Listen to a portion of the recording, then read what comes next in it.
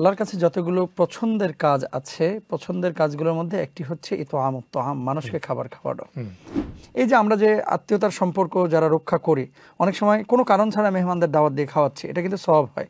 নবীজি সাল্লাল্লাহু আলাইহি ওয়াসাল্লাম বললেন, গত রাতে তুমি যে কাজ করেছো, আল্লাহ সুবহানাহু ওয়া তাআলা এত খুশি হয়েছেন তোমার এই আমলের কারণে, আল্লাহ রাব্বুল আলামিন কুরআনুল কারীমের আয়াত নাজিল করে দিয়েছেন।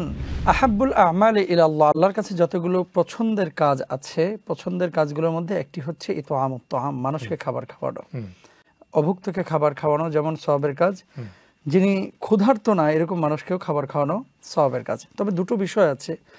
একটা বিষয় হচ্ছে যে কিছু মানুষের আপনার খাবারের প্রয়োজন নাই, কিন্তু তাকে আমি মেহমানদারির জন্য খাবার খাওয়াচ্ছি, বাসায় দাওয়াত দিয়ে, এটা কিন্তু সওয়াবের কাজ। কেন? ওয়াল জারি যিল কুরবা ওয়াল জারিল জুনুব ওয়াস সাহিবি বিল জামবি ওয়াবনিস সাবিল, সূরা নিসার 33, 34, 35 আল্লাহ সুবহানাহু ওয়া তাআলা আয়াতের মধ্যে কথাগুলো বলেছেন যে নিকটের দূরের যে আত্মীয়-স্বজন আছে এদের সাথে সুন্দর সম্পর্ক স্থাপন করার জন্য, এবং সুন্দর সম্পর্ক স্থাপন তখনই তো হবে যখন আমরা একে অপরকে পারস্পরিক সহযোগিতা করব খাবারের মাধ্যমে। এই যে আমরা যে আত্মীয়তার সম্পর্ক যারা রক্ষা করি, অনেক সময় কোনো কারণ ছাড়া মেহমানদের দাওয়াত দিয়ে খাওয়াচ্ছি, এটা কিন্তু সওয়াব হয়।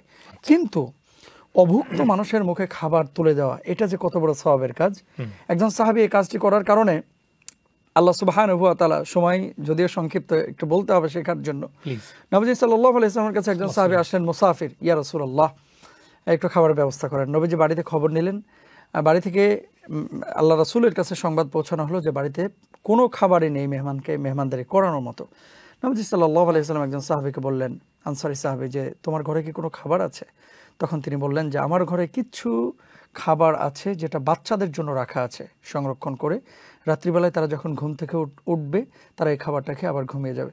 নবীজি সাল্লাল্লাহু আলাইহি ওয়াসাল্লাম বললেন যে তুমি কি অ্যারেঞ্জ করতে পারবে না? তো বলে, আল্লাহ রাসূল আপনি আপনার মেহমানকে আমার কাছে দিয়ে দেন, আমি কোনো না কোনোভাবে ব্যবস্থা করব। বাড়িতে নিয়ে গেলেন, যাওয়ার পরে স্ত্রীকে, আমি সংক্ষেপে বলছি, স্ত্রীকে বললেন যে কোনো খাবার আছে কিনা। বললেন না, বাচ্চাদের ওই খাবার ছাড়া কোনো খাবারই নেই। তখন ওই সাহাবী এই মুসাফিরকে খাওয়ানোর জন্য বাচ্চাদের খাবারটা ইনভাইট করলেন, তার সামনে সার্ভ করলেন, তিনি ওটা খাবার গ্রহণ করলেন তৃপ্তি সহকারে।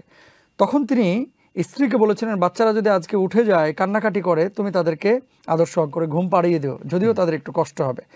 এবং যেহেতু খাবারটা ছিল অল্প, বাচ্চাদের জন্য রাখা, যখন মেহমান খাচ্ছিল তখন তারা দুজন পাশের রুমে থালা বাসনের আওয়াজ করছিলেন, খাবার দাবার খুললে যেরকম একটা আওয়াজ হয় না, কেন? যাতে করে মেহমান তাকে আবার না বলে যে আমার সাথে দস্তরখানে বসো।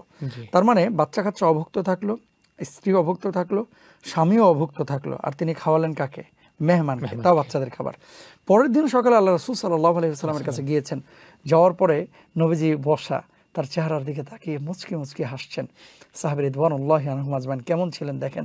ইয়া রাসূলুল্লাহ, আপনি আমার দিকে তাকিয়ে আছেন, আমি কি কোনো ভুল করেছি, বা আমার ব্যাপারে কি আপনার কাছে কোনো মেসেজ আছে, বা আমাকে কোনো নসিহত করবেন কিনা?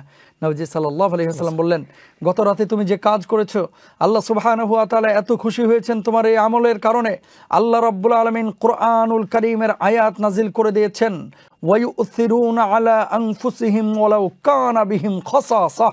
আল্লাহ সুবহানাহু ওয়া তাআলা জান্নাতের ফয়সালা করেছেন যারা নিজের প্রয়োজন থাকা সত্ত্বেও অন্যকে প্রাধান্য দেয়, অন্যের মুখে খাবার তুলে দেয়। সুবহানাল্লাহ, সুবহানাল্লাহ, জাযাকাল্লাহ। আয়াত নাজিল হয়ে গেছে, সুবহানাল্লাহ, ডাইরেক্ট আয়াত নাজিল হয়েছে। এজন্য আমার ভাইদেরকে বলবো, বোনদেরকে বলবো যে মেহমানদেরকেও যেমন খাওয়াবেন, অভুক্তকে খাওয়াবেন, মুসাফিরকে খাওয়াবেন, আর এখন তো গাজার বাচ্চারা আছে যারা একেবারে শুকিয়ে কাঠ হয়ে যাচ্ছে।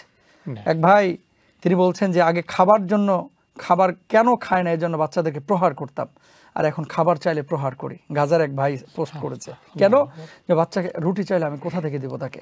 এই জন্য আমরা অভুক্ত, অনাহারে, অর্ধাহারে যারা আছে তাদেরকে খাবার খাওয়াবো, সুস্থ বিবেকবান মানুষকে খাবার খাওয়াবো, আত্মীয় স্বজনকেও খাওয়াবো, এটা আল্লাহর কাছে পছন্দনীয় কাজ।